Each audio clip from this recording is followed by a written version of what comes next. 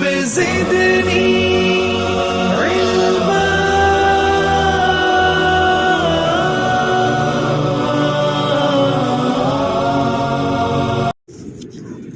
الحمد لله وحده والصلاة والسلام على من لا نبي بعده وعلى آله وأصحابه الذين أوفوا عهدا أما بعد فأعوذ بالله من الشيطان الرجيم بسم الله الرحمن الرحيم والفجر وليال عشر والشفع والوتر وعن أبي هريرة رضي الله تعالى عنه عن النبي صلى الله عليه وسلم قال ما من أيام أحب إلى الله أن يتعبد له فيها من عشر ذي الحجة يعدل الصيام كل يوم منها بصيام سنة وقيام كل ليلة منها بصيام ليلة القدر رواه الترمذي۔ عزیزان محترم، بزرگوں، دوستوں، ذی القعدہ کا مہینہ اب ختم ہونے کی تیاری ہے اور آنے والا جو مہینہ ہے وہ ذی الحج کا مہینہ ہے۔ یہ بہت مبارک دن آنے والے ہیں جو 10 دن ہیں۔ قرآن پاک میں 30ویں پارے کے اندر جو سورہ فجر ہے اس کے اندر اللہ تعالیٰ نے ان کی 10 راتوں کی قسم کھائی ہے، والفجر ولیال عشر۔ اللہ تعالیٰ کسی چیز کی جب قسم کھاتا ہے تو اس کا مقصد یہ نہیں ہوتا کہ سامنے والے کو یقین دلائیں، یہ کرے وہ کرے۔ اللہ کا مقصد اس کی اہمیت بتلانا ہے، ان دنوں کی اہمیت کیا ہے، ان دنوں کے اللہ تعالیٰ کے یہاں مقام کیا ہے۔ اسی کو میں نے آپ کے سامنے حدیث پاک بھی آپ کے سامنے تلاوت کی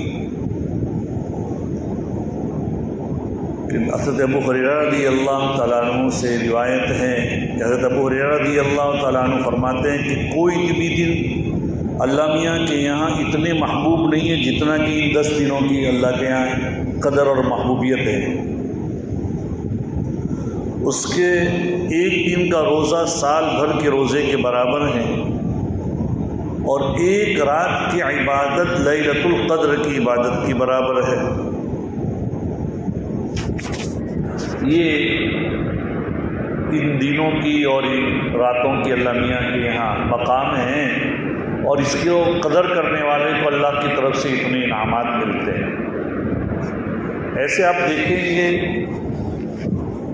کہ 6 مہینوں سے مسلسل ہمیں حق تعالی شانہ اور نبی اکرم صلی اللہ علیہ وسلم کی طرف سے اللہ کی طرف متوجہ کیا جا رہا ہے۔ جب رجب کا مہینہ شروع ہو رہا تھا تو نبی اکرم صلی اللہ علیہ وسلم کی عادت شریفہ یہ تھی کہ آپ دعا کرتے، حالانکہ ابھی رمضان کے آنے کی 2 مہینے باقی ہیں، رجب اور پورا شعبان، اور نبی اکرم صلی اللہ علیہ وسلم دعا فرماتے اللہم بارک لنا فی رجب و شعبان و بلغنا برمضان۔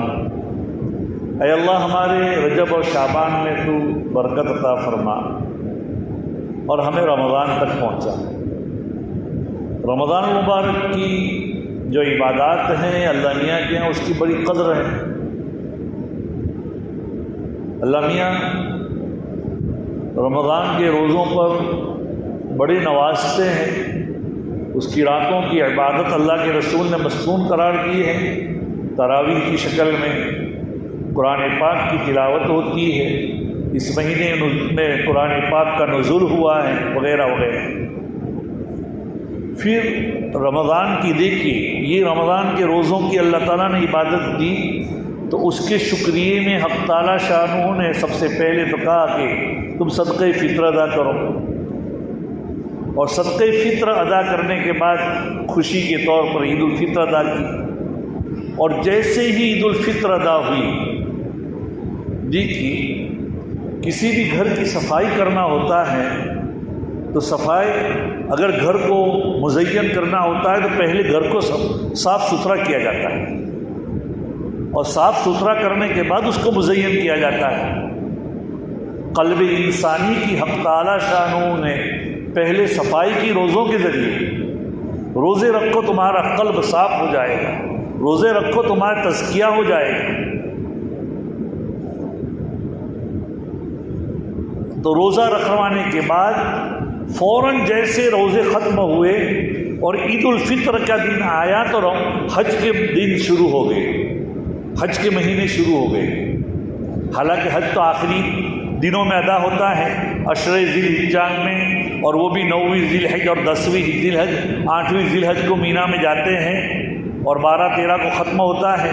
اس کے باوجود بھی حج کا مہینہ شروع ہو جاتا ہے۔ اس کا مطلب یہ ہے کہ جیسے ہی شوال کا مہینہ شروع ہوا، اگر کوئی آدمی حج کا احرام باندھنا چاہے احرام باندھ سکتا ہے، اس کے لیے احرام باندھنا جائز ہے۔ اور اگر کوئی آدمی حج کا احرام رمضان کے مہینے میں باندھنا چاہے نہیں باندھ سکتا۔ تو یہ اسی کو قرآن پاک میں کہا الحج اشہر معلومات، حج کے کچھ معلوم مہینے ہیں، تو وہی شوال، ذوالقعدہ، ذی الحج۔ ادا مکمل تو ہوتا ہے ذی الحج کے مہینے میں، لیکن ان دنوں کے اندر آپ حج کا آپ کو معلوم ہے، اور آپ اپنے بوڑھوں سے بھی سنا ہوگا کہ زمانے ماضیہ میں، پہلے زمانے میں لوگ حج کے لیے جاتے سال بھر میں پہنچتے تھے، 2 مہینے۔ اگر کشتی بادبانی کشتی میں جاتے تو کشتی کبھی سمندری طوفان کے اندر یہ ہو جاتی، ادھر سے ادھر چلے جاتے، کئی مہینوں کے بعد پہنچتے، اور سمندری جہاز میں اور اس میں پہنچتے تب بھی 2 مہینے 1.5 مہینے ہوتے تھے، تو اس وقت سفر بہت لمبے ہوتے تھے۔ اب اللہ تعالیٰ نے سفر بہت آسان کر دیا ہے، صبح میں آدمی نکلا اور شام کو وہاں پہنچا۔ تو حج کا جو مہینہ شروع ہوا، جیسے ہی حج کا مہینہ شروع ہوا یہ، اور حج کے مہینے کے اختتام پر حق تعالی شانہ نے قربانی مشروع فرمائی۔ اب قربانی کی 2 شکلیں، ایک تو جو حج میں جاتے ہیں ان کے لیے، اور ایک جو لوگ حج میں نہ جا سکے ان کے لیے۔ حج میں جو جائیں ان کے لیے، جو لوگ حج تمتع یا حج قران کرتے ہیں، اس کے شکریہ کے طور پر ان کے اوپر ایک جانور ذبح کرنا ہوتا ہے۔ اور قربانی جو لوگ صاحب نصاب ہوتے ہیں، چاہے وہ حج میں گئے ہو یا نہ گئے ہو، حج میں گئے ہو تو بعض حالات میں اگر وہ مسافر نہیں ہیں تو اگر مقیم ہو گئے ہیں مکہ مکرمہ میں ان دنوں کے اندر، تو پھر ان کے اوپر قربانی فرض ہوتی ہے۔ اور وہ حج کا جو نسیکہ ہے، حج کی جو قربانی شکریہ کے طور پر ہے، وہ الگ چیز ہے۔ قربانی کا مطلب یہ ہے کہ اللہ کا قرب حاصل کرنے کا ذریعہ۔ تو ان دنوں کے اندر یہ جو 10 ذی الحجہ جو شروع ہو رہا ہے، ذی الحج کے جو 10 دن اللہ کے ہاں شروع ہو رہے ہیں، اللہ میاں یہ آئندہ پیر سے یا منگل سے، ان دنوں کی اللہ تعالیٰ کے ہاں بڑی قدر ہے۔ 1 دن کا روزہ سال بھر روزے کے برابر ہے، اور 9ویں ذی الحج کا روزہ 1 سال اگلے اور 1 سال پچھلے گناہ کو معاف کر دیتا ہے۔ اتنی بات یاد رکھیں کہ قرآن و حدیث میں جہاں بھی عبادت کا ثواب یا گناہوں کی معافی کا جو یہ ہوتا ہے، اس سے صغیرہ گناہ مراد ہے، کبیرہ گناہ نہیں۔ کبیرہ گناہ بغیر توبہ کے معاف نہیں ہوتے، اور کبیرہ وہ گناہ جس کا تعلق حقوق العباد سے ہے تو حقوق العباد ادا کیے بغیر معاف نہیں ہوتے۔ آدمی کتنی بھی عبادت کر لے، رات بھر اللہ تعالیٰ کی عبادت کرے، پل جھپکنے کی مقدار یہ نہ ہو، لیکن جو حقوق العباد ہیں یا تو صاحب حق کو ادا کرنے سے یا اس کے معاف کرنے سے معاف ہوتے ہیں، یا ادا کرنے سے ادا ہوتے ہیں، یا اللہ تعالیٰ چاہیں گے تو کل قیامت کے دن اللہ تعالیٰ صاحب حق کو راضی کر دیں گے۔ تو ان دنوں میں جو سب سے پہلا جو کام حدیث پاک میں اللہ کے رسول صلی اللہ علیہ وسلم فرماتے ہیں کہ جو لوگ قربانی کرنے کا ارادہ کرتے ہیں، یعنی جو صاحب نصاب ہیں، جن کے پاس قربانی ہے اور قربانی کا ارادہ کرتے ہیں، تو تو ان کو چاہیے کہ اپنے ناخن اور اپنے بالوں وغیرہ کو نہ کاٹیں. نہ کاٹنا یہ مستحب ہے، کوئی واجب یا فرض نہیں. لیکن دیکھیے بہت سے لوگ اس وقت اللہ تعالیٰ کی درگاہ میں حاضر ہیں، وہاں بہت سے لوگ ایسے ہیں کہ جو سلے ہوئے کپڑے پہنے ہوئے نہیں ہیں، ان کے ناخن بھی ایسے ہیں، ان کے بال بھی پراگندہ ہیں. ان کو یہ حکم ہے کہ تم عطر و خوشبو بھی نہ لگاؤ احرام کی حالت میں وغیرہ. تو وہ لوگ گئے ہیں یہاں بیچارے. اللہ تعالیٰ یہ چاہتے ہیں کہ بہت سے لوگ ایسے ہیں کہ جو اپنی جسمانی یا مالی یا کسی اور عذر کی بنا پر وہ وہاں نہیں پہنچ سکے اور وہ قربانی کا ارادہ کر رہے ہیں، تو ان کو چاہیے کہ اپنے ناخن اور بالوں کو نہ کاٹیں تاکہ ان کی کچھ شباہت ہو جائے.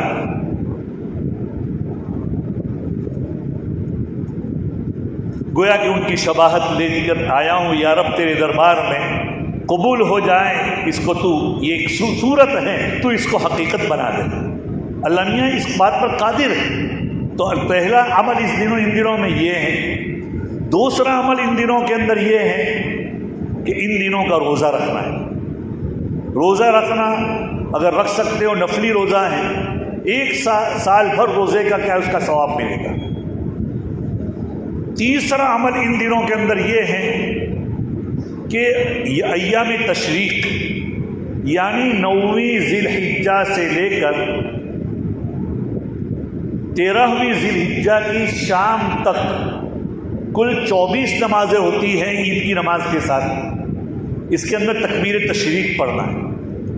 تکبیر تشریق کیا چیز ہے؟ تکبیر تشریق 2 نبیوں کی اور ایک فرشتے کی یادگار. جب حق تعالیٰ شانہ نے حضرت ابراہیم علیہ نبینا علیہ الصلاۃ والسلام کو 3 دن تک خواب میں بتایا کہ وہ اپنے لختے جگر نور نظر سیدنا اسماعیل کو وہ ذبح کر رہے ہیں،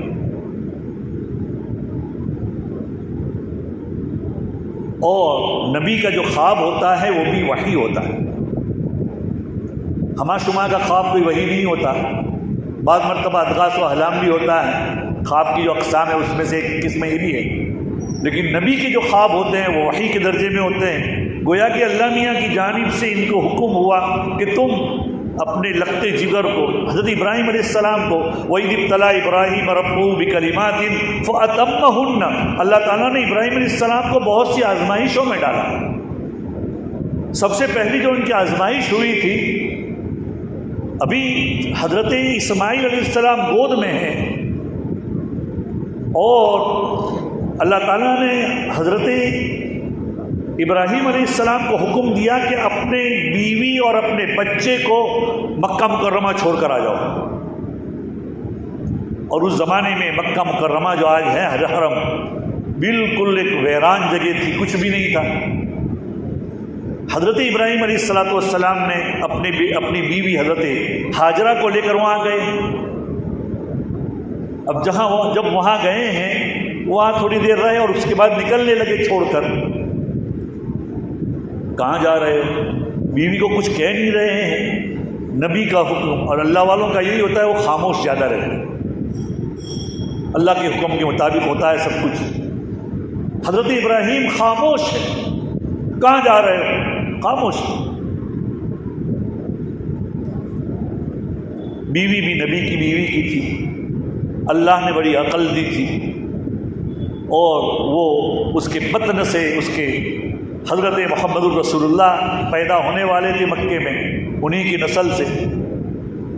بیوی نے کہا، یعنی حضرت ہاجر نے، کہ یہ جو آپ ہم کو چھوڑ کر جا رہے ہیں یہ کیا اللہ تعالیٰ کا حکم ہے؟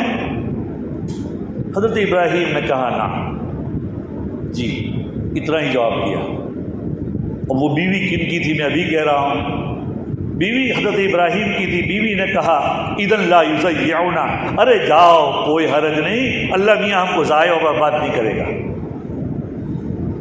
یہ آزمائش سب سے پہلی تھی. اور بھی آزمائش تھی ان کی طور بھی، لیکن یہ بھی ایک آزمائش تھی. پھر اس کے بعد جو وہاں کے جو واقعات ہوئے وہ اس وقت نہیں ہے. تو میں کہہ رہا تھا حضرت اسماعیل علیہ السلام یہاں جب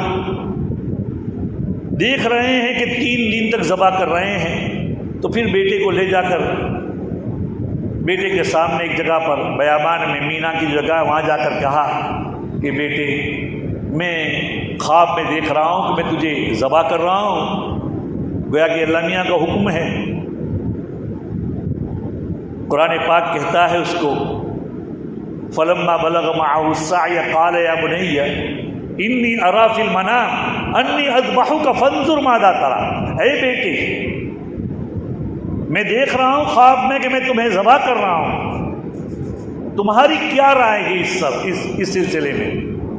فرمایا یا ابت افعل ما تؤمر، اے بیٹے جو تمہیں حکم ہے، اے ابا جان تمہیں جو حکم ہے وہ کر گزرو، ستجدونی انشاءاللہ من الصابرین، ان قریب تم مجھے صبر کرنے والے پاؤ گے، صبر کرنے والوں میں سے پاؤ گے۔ فلما اسلم وتلہ للجبین ونادیناہ ان یا ابراہیم۔ تو میں کہہ رہا تھا یہ تکمیل تشریق کیا چیز ہے؟ 2 نبی اور ایک اللہ کے فرشتے کی یادگار ہے۔ حضرت ابراہیم علیہ السلام نے جب اپنے بیٹے کو لٹایا، قرآن جو کہتا ہے میں نبی آیت کریمہ فلما اسلم، جب دونوں باپ بیٹوں نے اللہ کے حکم کے اوپر اپنا سر تسلیم خم کر دیا اور حضرت اسماعیل کو الٹے منہ لٹا دیا۔ بعض روایات سے معلوم ہوتا ہے حضرت ابراہیم اسماعیل علیہ السلام چھوٹے تھے، لیکن اللہ نے وہ آگے چل کر نبی تھے تو عقل کی پختگی تھی۔ حضرت اسماعیل نے کہا ابا جان تم مجھے الٹا لٹا کر ذبح کر دینا تاکہ کہیں باپ کی شفقت میرے چہرے کو دیکھ کر غالب نہ آ جائے اور حکم الہی کو بجا لانے میں تم سے کچھ پسپائی ہو جائے، پیچھے ہٹ ہو جائے، اس لیے تم مجھے الٹا لٹا کر ذبح کرنا۔ وَتَلَّهُ لِلْجَبِينِ، الٹے منہ لٹایا، چھری چلا رہے ہیں، اللہ میاں کی جانب سے حکم ہوا جبرائیل کو جاؤ میڈھا لے کر اور اسماعیل کی جگہ پر اس کو ذبح کرا دو۔ ہوا بھی ایسا، حضرت جبرائیل اتر رہے ہیں، ادھر چھری چل رہی ہے تو جبرائیل نے کہیں ایسا نہ ہو اس خدشے سے کہا اللہ اکبر اللہ اکبر، یہ آواز لگائی۔ حضرت ابراہیم نے پیچھے مڑ کر دیکھا، سمجھ گئے کہ یہ تو کوئی اللہ کا کوئی حکم آ گیا۔ حضرت ابراہیم نے فوراً کہا لا الہ الا اللہ واللہ اکبر۔ اتنی ہی دیر ہو رہی تھی اتنے میں کہ ابراہیم کی جو چھری چل رہی تھی وہ جبرائیل نے میڈا رکھ دیا اور میڈا ذبح کر ہو گیا اور اسماعیل کے ایک کونے کے اندر بیٹھے ہوئے تھے۔ جب حضرت اسماعیل نے دیکھا کہ میڈا ذبح ہو گیا ہے تو انہوں نے کہا لا الہ الا اللہ واللہ اکبر، انہوں نے کہا اللہ اکبر وللہ الحمد۔ تو یہ ان 3 کی یادگار ہے۔ تو عزیزو دوستو ان دنوں کے اندر یہ تیسرا عمل کیا ہے؟ یہ تکبیر تشریق ہے۔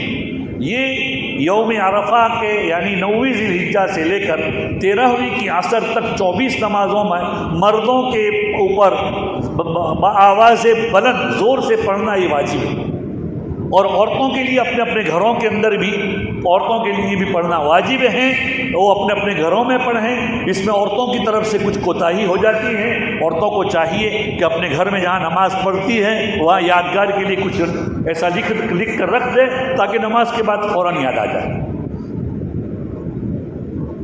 اور ان دنوں کے اندر چوتھا جو عمل ہے قربانی کا عمل ہے، جو حضرت اسماعیل علیہ السلام کی یادگار ہے۔ تو ان دنوں کے اندر قربانی کے اندر کیا کیا فضائل ہے اس کی جو یہ ہے انشاءاللہ آئندہ مجلس میں آپ کے سامنے پیش کیا جائے گا۔